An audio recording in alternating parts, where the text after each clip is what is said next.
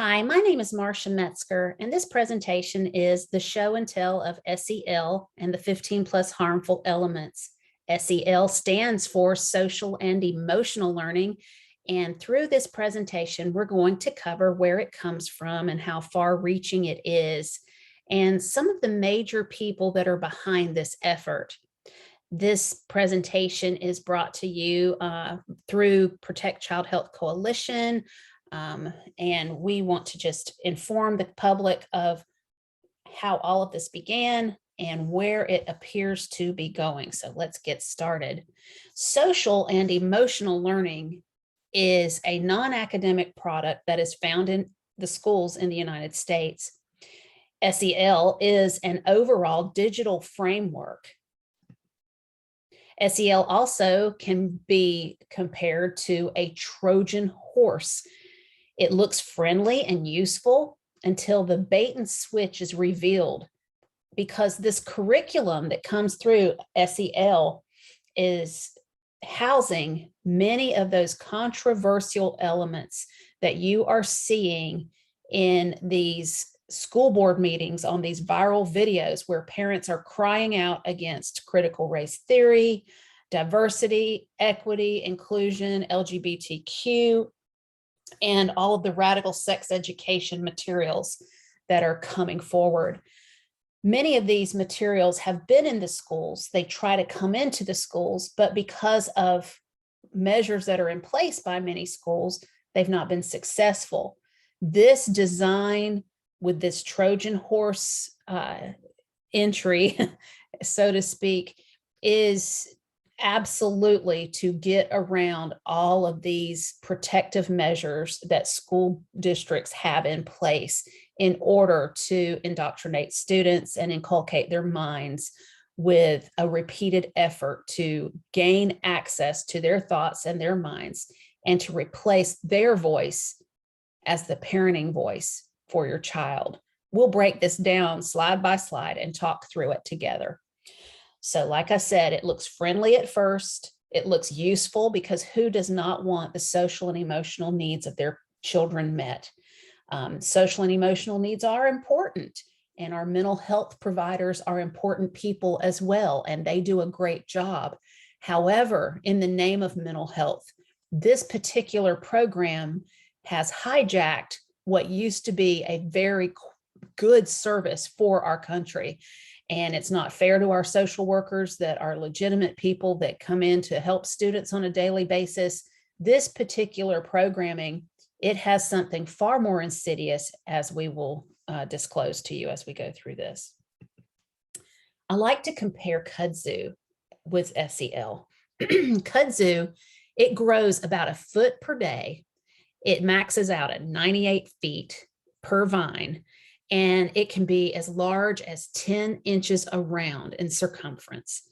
It smothers vegetation and everything in its way as it grows. It gains 120,000 acres per year.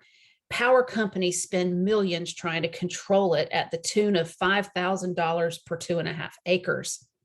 So like kudzu, SEL is far-reaching. It's taking over in the schools. It's hard to remove, and it must be pulled out at the root level, and that is what we call the local school district level. Social emotional learning many times would come across similar to this beautiful buffet that would provide something nutritious and beneficial. However, the reality is that what's being served is an unpalatable smorgasbord of progressive ideology.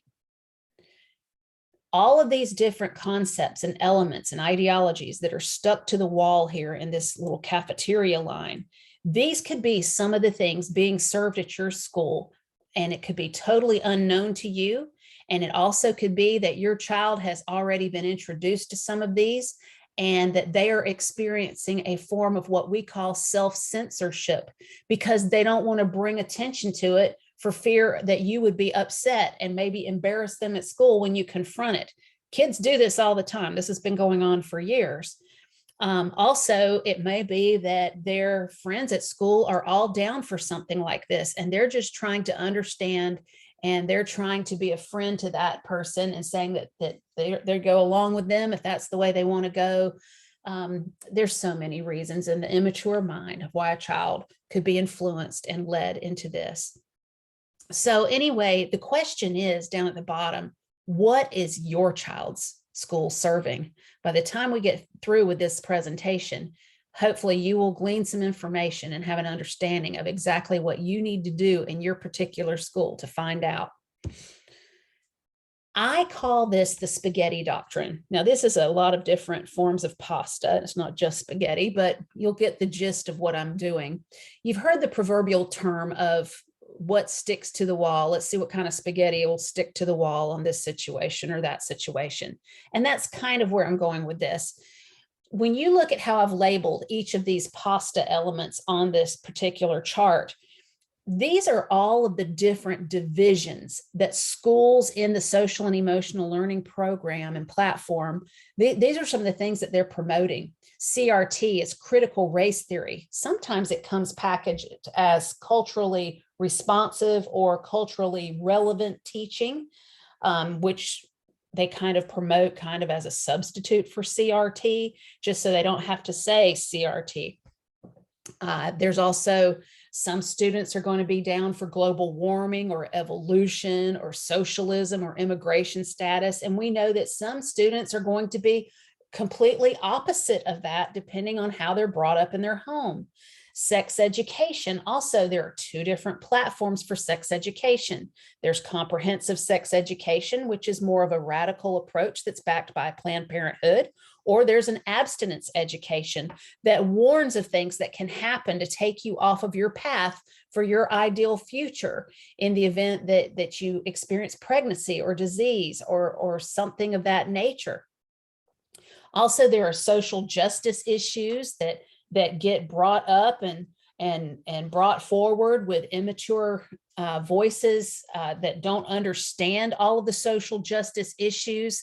And some of the social justice issues are just simply manufactured and don't need to be discussed anyway. Then at the bottom where it says SOGI, some people call that SOGI ideology. That stands for sexual orientation and gender identity. We have some issues with the leadership in schools thinking it's okay to teach these this element of ideology, and most parents are not down for it. Then right across the way, you have the two-spirit, lesbian, gay, bisexual, transgender, questioning, or queer, intersect, on and on and on. You have all kind of different theories, different identities, and different intersections. We have all kinds of things that they can be divided over. Your students, they're discussing these elements in a classroom that leads into also politics. It leads into even like vaccination status and who wants to wear a mask and who doesn't want to wear a mask. All of these different things. They're making all of these different spaghetti doctrinal issues for something that will stick to the wall. But the wall is in the heart of your student. What of these elements, maybe more than one, are going to stick to the wall of the heart of your student? What level of woke will your child become as they are in these schools? Because what will happen is once they're identified by the questions they answer in these social and emotional learning lessons, the teachers or the publisher or whoever it is that's behind the screen of this information and this data, they can design an intervention for that exact issue. Let's look at that and make sure you grasp this, because this is so important to understand in this overall framework. SEL programs are mostly digital. They can introduce students individually to concepts that parents would find deeply problematic. They are introduced a little at a time with normalizing concepts. Personalized one-on-one interventions are arranged for that one piece of proverbial spaghetti that sticks to the wall, representing one victim status that can be used to entice and manipulate your child to replace your parenting voice with theirs. So with all of that said, all of those illustrative examples for you, I hope you're kind of getting the flavor for where we're going how we're going to go through these 15 harmful elements. You just kind of understand SEL is an overall framework that is weaving its way, just like kudzu does in the forest. It's weaving its way throughout every subject. It's weaving its way into the sports, the after-school activities. It's weaving its way into corporations. It's weaving its way into our government. SEL is something that is cemented from the top down, and that's why we have to look at this from the local level. There is a lot of power in the local level, so let's get started. The 15 harmful elements of social and emotional learning. All 15 harmful elements of comprehensive sex education may be present in SEL programs. I know that sounds confusing. Let me explain. Family Watch International has a website called stopcse.org. CSE, again, stands for Comprehensive Sexuality Education.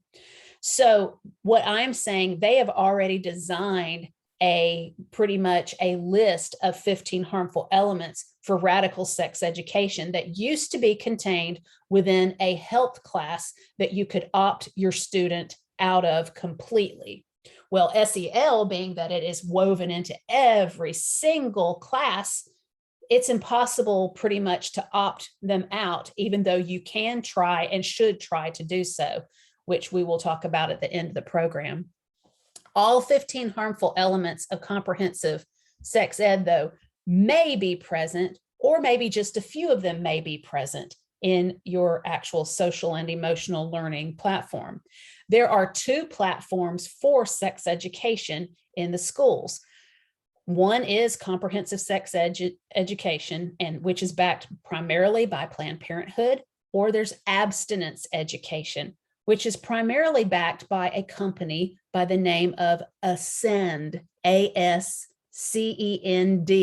And you can go to weascend.org and you can find information from that platform on why that is what most parents would track with for their students when it comes to sexual information for their health. It's healthy choices, and it's just a great way to talk with your students about their future as well. So 15 harmful elements. This is what Family Watch International has listed and gathered together for us as the 15 harmful elements for sex education in the comprehensive sex education field. On that platform, they sexualize children, they teach consent to sex, they normalize anal or oral sex, they promote homosexual and bisexual behavior, teach children sexual pleasure, promote solo or mutual masturbation, eroticizes condom use, promotes early sexual independence, fails to establish abstinence as the goal, promotes gender confusion, teaches abortion, contraception, promotes peer-to-peer sex education, sexual rights advocacy, undermines traditional values and beliefs, violates or undermines parental rights, refers children to harmful resources. And you'll notice there's a big red line under number 14 because we feel that social and emotional learning, this is one of the major situations that is undermined in this particular programming. Number 2, SEL promotes data collection. Government longitudinal databases are collecting data on students to follow them for life, to measure outcomes for the working classes of society and the collective good. Parents have not consented to this data collection, and many responses are private information best suited between a counselor and a patient. Now, without going into more of the cerebral theories of SEL, which you can look at when you go to the parent company, the originator of SEL, you can find out all you want to find out on CASEL.org. That is CASEL.org. They have competencies that they measure, and you can look into those, and we will cover them in another series, but it's not in this first series. This is basically telling you what is harmful in the SEL platforms. but they will measure all of these different competencies, and they will measure the responses of your children as they answer some of these thought-provoking questions.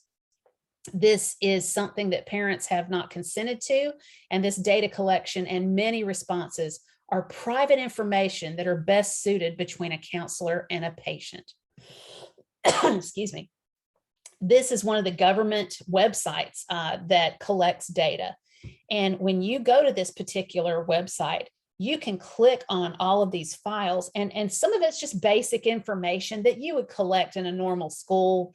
But the thing is, when they start measuring the competencies of social and emotional learning based on their responses with these questions, and they may give them what is known as an emotional quotient instead of an intelligence quotient, these are some of the things that we find to be deeply disturbing, and a deep concern we have regarding this information. Especially, we don't have any idea how far this data is being collected. Most parents have no idea that this even exists. Also, there is an issue with the fact that it impersonates mental health services. Many SEL programs are designed to shape the child's developing brain to accept particular worldviews regarding sexuality, racial attitudes, and other social issues under the guise of providing a mental health benefit. So in the name of mental health, they come with their agenda. Number 4, it also promotes psychological evaluations by unqualified teachers. We are stretching the role of the teacher by putting this through every single subject. This is when you're considering that a teacher could prescribe an intervention for a student if the school is fully tracking with SEL in the way that they want it to operate. Interventions may be prescribed by a teacher with limited training that they may adversely impact a student's permanent data file. The number of trained counselors are limited in most schools. So most SEL interventions likely will be administered by untrained or poorly trained personnel, and not to mention possibly overworked. So this is definitely a problem. There's also a problematic privacy policy that is attached to many of these programs. This may disclose student data that can be used against parents in regard to the personal choices they make for their children. If situations are detected regarding gender, sexual orientation, or other sexual rights violations, this could become a window for family disruption or separation. So let me paint this picture for you. Let's say that your child is saying that they are they're gender dysphoric and they want to pursue pausing their sexuality or their puberty by taking medication, that someone has enticed them to do this and told them they could just pause it until they decide what they want to do. Well, this is what this privacy policy says. So if your student has gone to school and said and disclosed any of this information on these extremely invasive questions they ask, imagine what could happen if you were following the actual science, believing that gender dysphoric students actually self-resolve over time. They don't need to pause their puberty. They don't need to have radical surgeries. This is not appropriate for schools to even involve themselves in. So say that your student has typed up a big issue that they have, and you're in a struggle with that student, and you're doing the best you can do to lead them to proper health. And let's look at this privacy policy. It says, we may share information with law enforcement or other third parties when compelled to do so by court order or other legal process to comply with statutes or regulations to enforce our terms of use, or if we believe in good faith that the disclosure is necessary to protect the rights, property, or personal safety of our users. The left is big on sexual rights and gender rights. This could be reported if there was a structure in your area that was accepting of that. So this is something that parents need to be aware of. Also, this particular Edgenuity platform, there's several people or several school districts on this across the nation. Edgenuity is an example of a virtual software program, and that was their privacy policy. excuse me. And it functions like an online student locker where all of their assignments and books are. Within this is an SEL program that this company purchased. And the name of this particular one is called Purpose Prep. It comes to the school district without any additional cost, is my understanding. And the privacy policy in it, that is problematic. And then it also is interoperable with the backing of the Gates Foundation and also the Dell Foundation, Dell Computers. Project Unicorn, what they're wanting to do is provide this interoperability component that ends data silos. And you say, well, what does that mean? Well, interoperability means that computers can talk to each other, that you would actually download their data and they would upload all student information into a cloud where they have access and other teachers would have access to your students' information. This brings all the data into the global realm, preparing for global citizenship and global education. Again, there it is, supported by Michael and Susan Dell Foundation and the Bill and Melinda Gates Foundation, as well as other organizations too. Bill Gates is in almost everything when it comes to this woke education. Okay, so CASEL, this is where SEL began, supposedly. This is what is stated. But remember, with CASEL, you see how it has the globe there and all the puzzle pieces? Okay, they're collecting all the pieces and they're making the global citizen from all of these pieces. It is all about the data. So CASEL.org, what is it? Well, it's global, like I said, the puzzle pieces in the logo. These things represent the fact that they feel that they are the missing piece in education. And we believe that they are the missing piece in education, but we spell it differently. We spell it PEACE. The Collaborative for Academic and Social Emotional Learning is what CASEL stands for. They are into educating hearts and inspiring minds. They are going toward the spiritual formation, the mental health, and also general education, but it's done through an agenda. SEL is a belief system or a worldview with occult origins. This sounds shocking, but it's the truth. You can go to the Fetzer Institute and you can look up CASEL, and they are proud to pronounce what all that they've done for education. Originally hosted at the Fetzer Institute is where New Age religion was founded. According to the Fetzer library itself, Fetzer is also linked to Alice Bailey, an occultist who founded the Luciferian Publishing Company, now known as the Lucis Trust. You can find all kind of information between her and Fetzer in this library. There was the Great Invocation. You can also look that up. That's a big deal to Mr. Fetzer. So David J. Sloiter, he is a senior advisor from the Fetzer Institute. He is also listed as one of the founders of CASEL. I have all of the documentation, all of the references right there on the screen that you can copy and take and put in your own browser to look through all of this information yourself. It's fact. It's also spiritually, mentally, and emotionally abusive. Let's just explore this for a moment, and then I'll paint a picture for you. Let's read first. Sacred family beliefs may be classified as unkind or unacceptable instead of a matter of morality. SEL teachings force students to choose between two leaders in authority over them, their parents versus their teacher, with opposing directives. The child is then left to flesh out which path is the one that will bring him the most relief in order to survive. So let's say that you have a student of any age that is sitting in their classroom, and the teacher or the computer itself, the lesson that's assigned at the time, is teaching the student something that that child knows goes against everything that their parents stand for traditionally as in accordance with their personal values at home.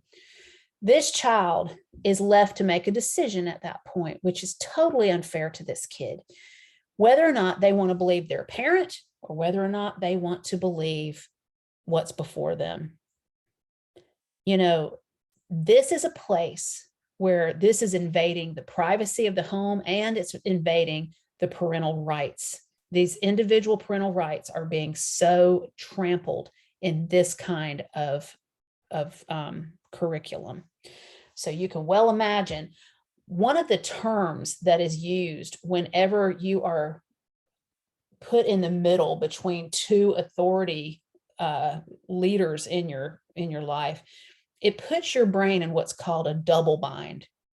And for an immature little brain that's not completely formed yet, that psychological situation for that child is completely unfair. It is spiritually, mentally, and emotionally abusive. Children will get quieter when they're in these kind of situations many times. They'll ask themselves, wow, if I tell my parents this, they're going to come and raise Cain when they come to the school, and that's going to embarrass me. I'm just not saying anything. And they just move on and try to compartmentalize it and leave it alone. This is what's happening. This doesn't just happen with students, by the way. This is happening with your administrators trying to keep their jobs and your teachers as well. Number 8, it requires that students accept false concepts.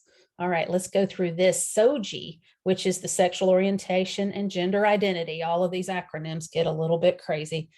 These identities are not based in science, and they present false concepts as if they are based in factual truth.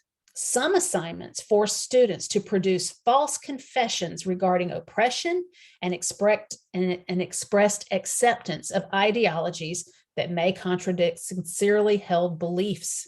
So something that might be even into, like, say, one student that has a sincere belief system, a traditional belief system, they may believe something is sinful, something is completely going against their religious standards, and they may have to express acceptance of these situations.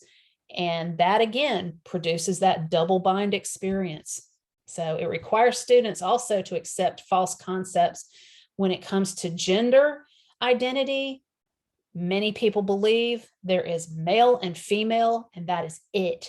But if they were to answer some of these questions that way, they would be seen as possibly a hater or a bigoted person. And this is unnecessary and unacceptable for students today. Systematically undermines established protocols and laws. I've touched on this already in the front of this presentation. So let's look at CASEL and where it comes from too. And this is actually on their history page from their former website. And let me just read this. Schools were being inundated with a slew of positive youth development programs such as drug prevention, violence prevention, sex education, civic education, and moral education, to name a few. SEL was introduced as a framework that addresses the needs of young people and helps to align and coordinate school programs and programming. By asserting this non-academic incognito framework, they are able to circumvent parental rights protections such as health advisory committees, parent reviews, opt-out forms, etc. So you see, when sex education used to be limited to the health class, there were rules that went with that, where they had to get approvals from parents, approvals from a committee, and approvals from the school board before they could put through any of the elements that had to do with sexuality. This would bypass every bit of that in these massive video libraries that your students sign into every day, every class. So let's look at this updated CASEL website. Now, one of the things that happens in the progressive side of, or whatever you want to call the left, they always redefine in the name of evolving. They're always moving the goalposts to fit their narrative. So CASEL, it did stand, I mean, it still stands for this, but it's the collaborative of academic and social emotional learning. So the collaboration was between academics and social and emotional learning. But they're going to bring this part into what does collaborative mean, I guess. It says C in CASTLE stands for collaborative, as it is both who we are and how we work. We believe great movements are built when multiple, sometimes competing stakeholders collaborate to create strategic direction and continuously learn. We have seen this multidisciplinary collaboration produce the richest insights, biggest impacts, and best outcomes in support of children. As pioneers of the field, we have formed a community of SEL champions at every level, from classrooms to state houses. This is a lot of words. It's like a word salad, pretty much.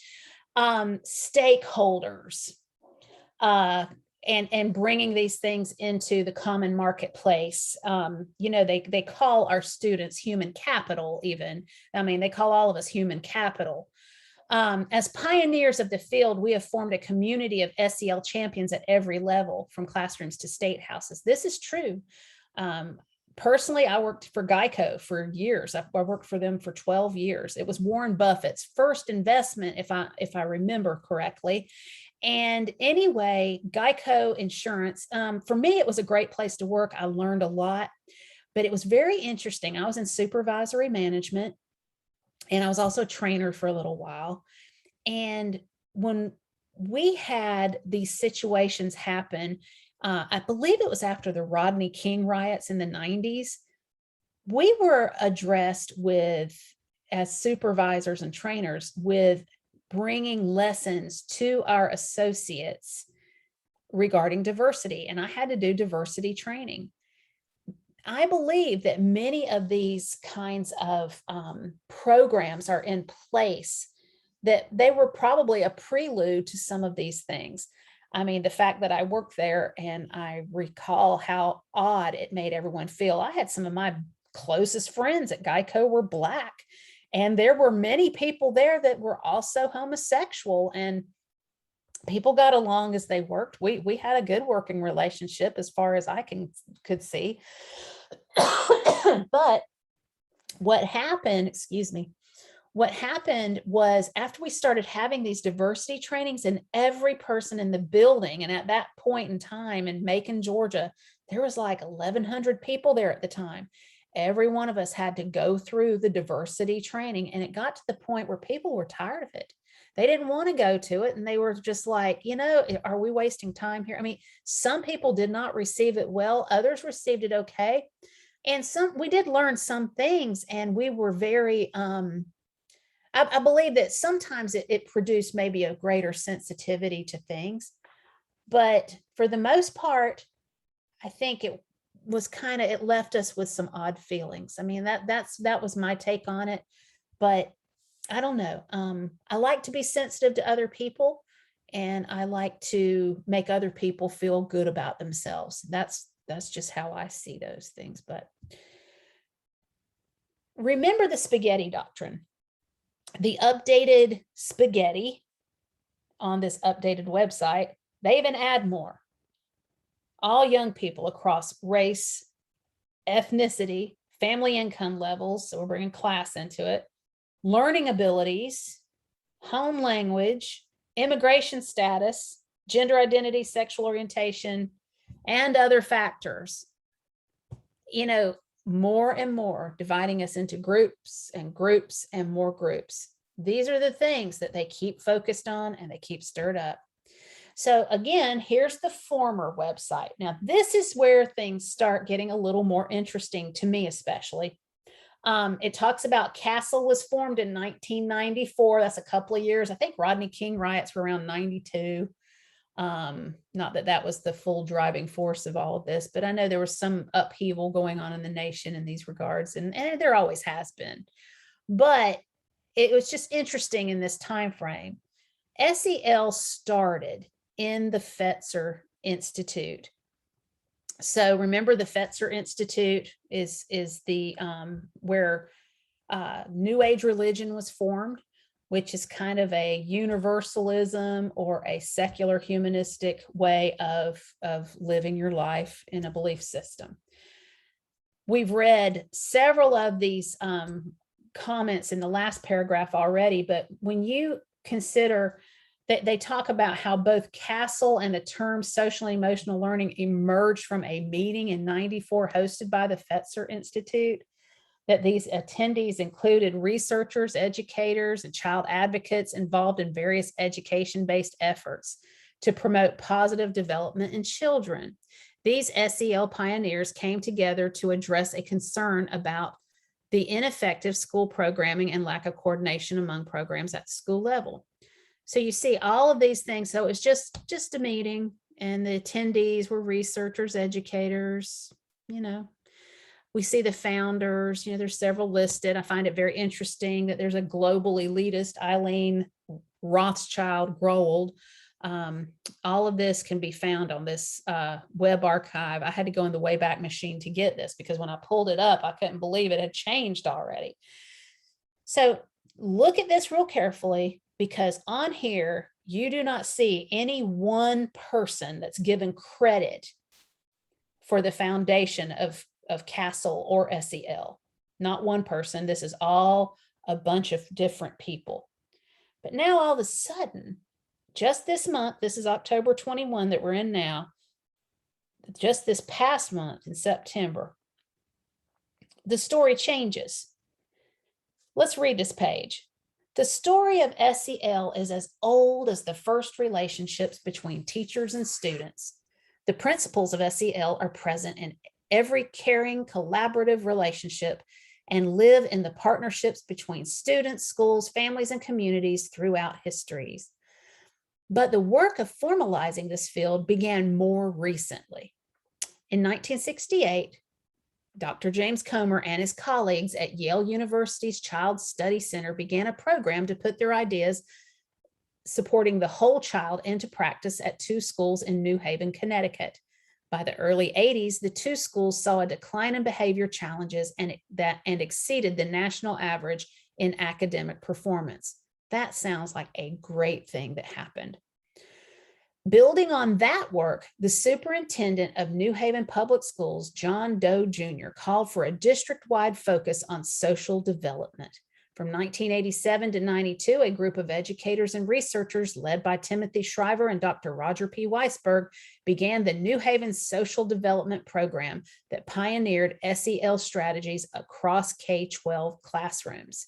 So it says New Haven, now they call it the James Comer or just the Comer Social Development School Programs. Around the same time, Dr. Weisberg, along with Dr. Maurice Elias, chaired the WT Grant Consortium on the school-based promotion of social competence, bringing together leading experts to create a framework for promoting social and emotional skills in schools.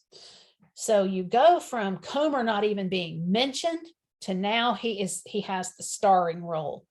So this is interesting, especially to those of us that investigate sex education, where it came from and where it's headed. Let's move on. So this is James Comer, and he just looks like a sweetheart to me in this picture. He looks like a sweet little granddaddy. I believe he's 87 years old now. And he has so many, he has such an awesome curriculum vitae, a CV, or that's a fancy name for a real high-powered resume. So you see all of his education is listed here for you. Psychiatric fellow, psychiatry fellow, MPH, and an MD. But his undergraduate foundation is what is of particular interest to those of us in the sex education field. His undergraduate came from Indiana University in the field of zoology and social science. This is the school of Alfred Kinsey. Alfred Kinsey was a serial pedophile who wrote books called The Sexuality of the Human Male, released in 1948, and Sexuality of the Human Female, and I believe that one was released in around 1953.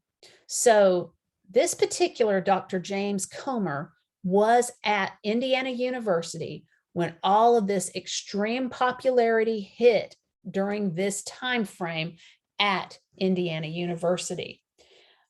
Indiana University attracted all kinds of parents that would literally bring their children to find out if they were raising their children properly according to how their sexual needs needed to be met.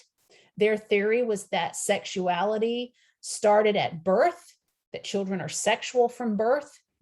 And so these particular children, sometimes with the approval, mostly with the approval of their parents even, this was how brainwashed these parents were. They would literally bring their children to Alfred Kinsey for his assessment for them. And literally he had pedophiles that would determine if they were engaged sexually. So in other words, he was having pedophiles abuse these children and then charting them on a table. There is a table, and you can Google this or go to DuckDuckGo, however you search for things. And all you need to do is search for the table 34 with Alfred Kinsey. This is unbelievably problematic for anyone that has just a call for decency for the treatment of children. Children are unable to consent for sexual behaviors. We have consent laws, most of which is age 16 and up. This is something that it's very intriguing to those of us that have been following the sexual revolution and why our country is in such disarray. Now, Hugh Hefner was inspired by Alfred Kinsey, and he actually determined that he would become Alfred Kinsey's pamphleteer. And we know where that took us, into the world of pornography. And now when you think of how it started there, and now it's on extreme steroids all over the globe through Pornhub and the like of those kind of platforms, we have come so far since 1948 with the introduction of this information. So the fact that James Comer is now involved with social and emotional learning, which has the sexuality component to it that's ready to just take off on steroids in these systems, and the sexual orientation, gender identity methods, and all of these things, and his association at the time that Kinsey was there and this school was drawing national attention. This is something that has really heightened our awareness, and there are people that are digging for the truth in regard to this connection as we speak. So we've recently discovered this, and this is something that we will be disclosing to you as we learn more information. Dr. Comer has a lot of connections. He is connected with many of these global elites himself. And this framework, we feel, has been planned for a very long time. Hillary Clinton and her associations with Bill Ayers and Saul Alinsky, she actually did her paper on rules for radicals and her college thesis. So these people are closely connected, and they run in the same circles. And by the way, the word framework has been used for quite a while now in California, because California has been the front runner in comprehensive sex education and leading into the woke movement, and also into the transgender movement and every other kind of movement that there is that seems to take a role against a healthy life, but they call what they do health. So that's just very interesting. But let's talk about California now. Now let's look at the top of the page first. Hammond, Linda Darling Hammond, this lady here in the picture, she was Bill Ayers, who was a domestic terrorist, his pick for Secretary of Education for the Obama administration. She was not the one that was chosen, but she's the one Bill Ayers wanted. Linda Darling Hammond is a board member emeritus of CASEL. She has been there for a while and connected with them for a while, and has a lot to do with this framework. She is associated with Stanford University. She's the president of the Learning Policy Institute. which you can find all kinds of things that she'll speak about on YouTube if you care to listen. She led the Obama education policy transition team in 2008 and the Biden education transition team in 2020. Gavin Newsom appointed her president of the California State Board of Education in 2019. Now, let me just say this. Everyone knows that California is always on the cutting edge of everything that comes through as mostly radical. If you are able to earn the top position in California, you are committed to the woke doctrine, and she has a lot to do with all of this. So there's your other connection. She has also co-sponsored papers with Dr. Comer. Number 10, SEL prevents meaningful regulation or surveillance. Integrated into the publisher's live website, updates and changes can occur at any time. When first purchased, lessons may seem helpful and desirable with little to no controversial elements. However, later investigations reveal a bait and switch tactic with controversial lesson updates with woke ideology, CRT, critical race theory, etc. Due to the size of these video libraries, it is impossible to pre-approve or monitor lessons, especially in live form. Investigations are time-consuming, and working parents, if even aware, would not have the amount of time needed to adequately safeguard their student. Many SEL programs are coupled with virtual learning software platforms. When I did a deep dive on Purpose Prep that is housed in the Edgenuity virtual platform, when I went to find the controversial elements in that SEL platform, I had to complete 84 plus lessons before I could unlock the LGBTQ, anti-racism, or any of those kinds of elements that would be more of what we would be looking to investigate. It took me probably over 50 hours to get through just that one segment. Then there was other segments that we looked through that had to do with sexual trauma and all of these other things.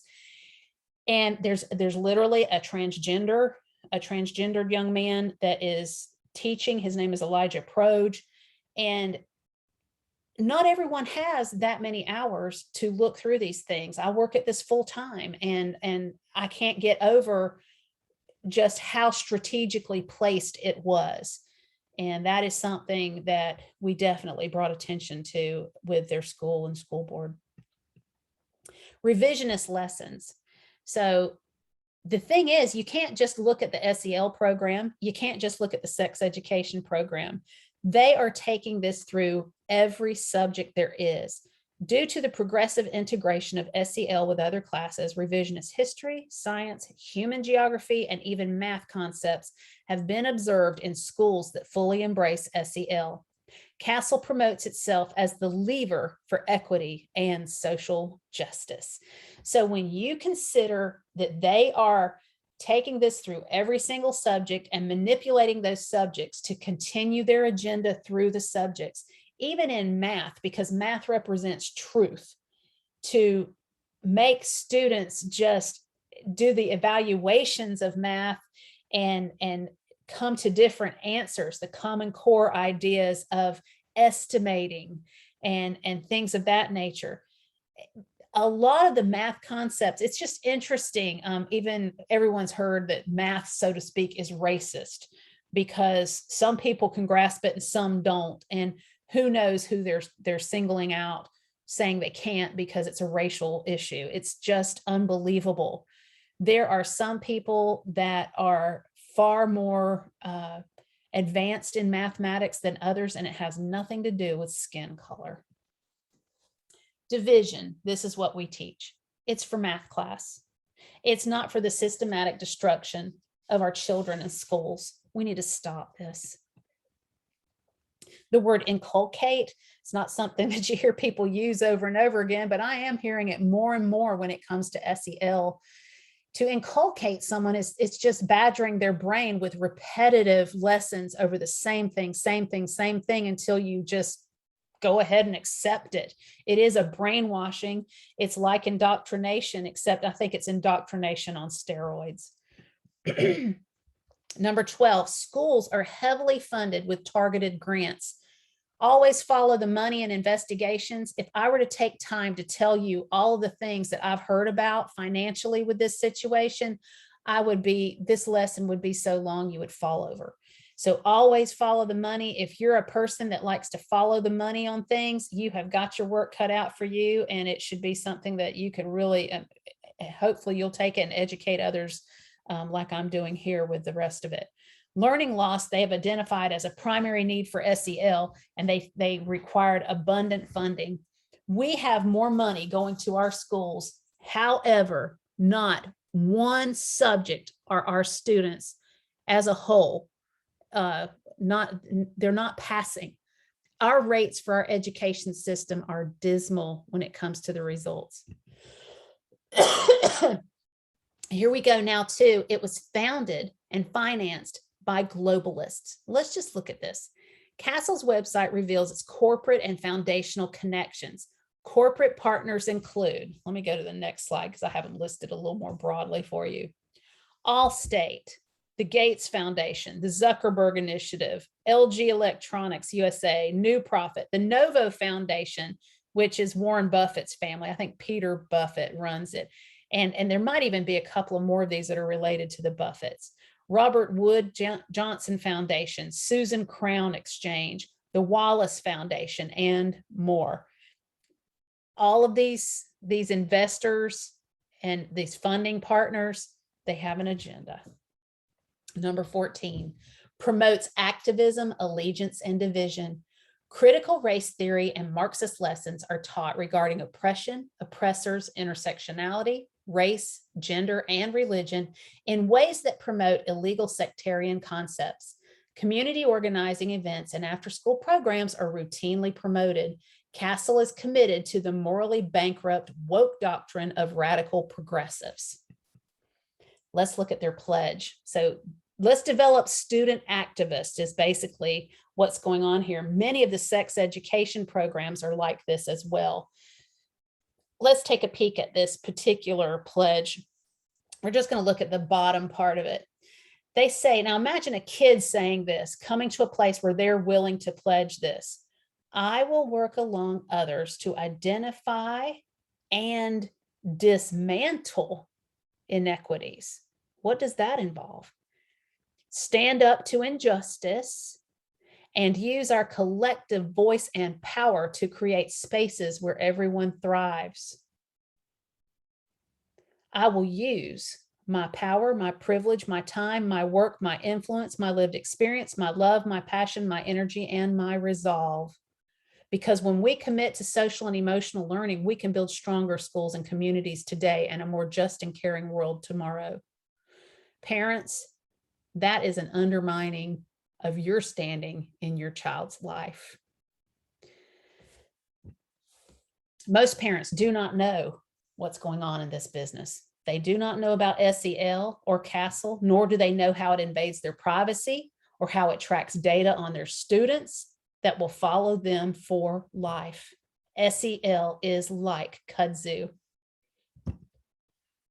So number 15, this is our last one. It requires special knowledge to expose shielding strategies. Here is how you can fight back. You will need digital access to review the curriculum. This is accomplished with your own student account, and you must insist that administrators provide it to you. If necessary, use an open record request. They need to know that you are about business, that you want them to sign you up for this class for social and emotional learning, just as if it's your child having their own account, to give you an account so you can go through and see the lessons. That's what I did, and it took me a great deal of effort to finally break through and get what I wanted. Administrators, they might say to you things like they need the publisher's permission to review curriculum. Tell them that the digital curriculum is subject to review just like a book. If possible, show them your state laws on parental rights of review.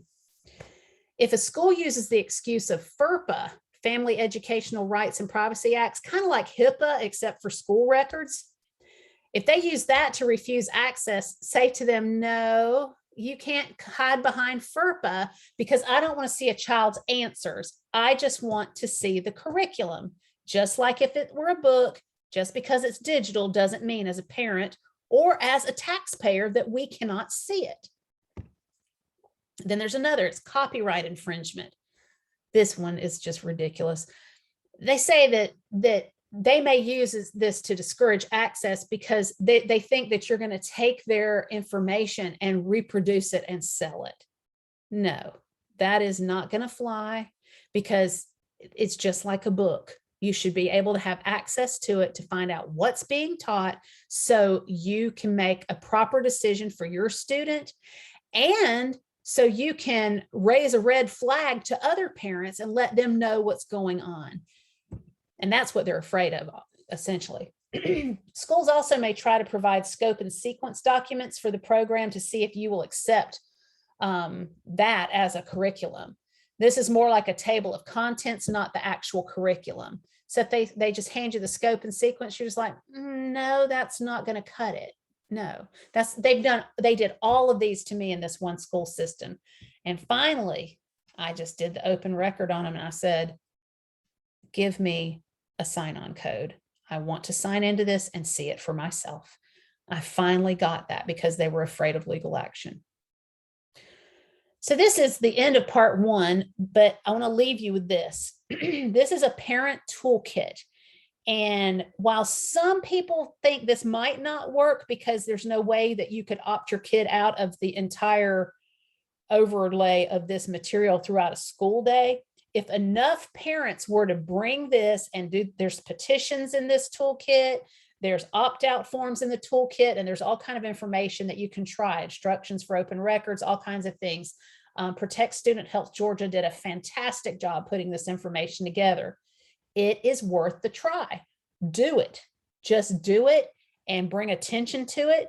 Hand it out. You know, if you can make some copies and hand it out to people, have a meeting, show them this video. We would be happy to answer questions for anyone because this is what we need to do to affect change to protect our students. I hope that you have found this presentation to be informative for you.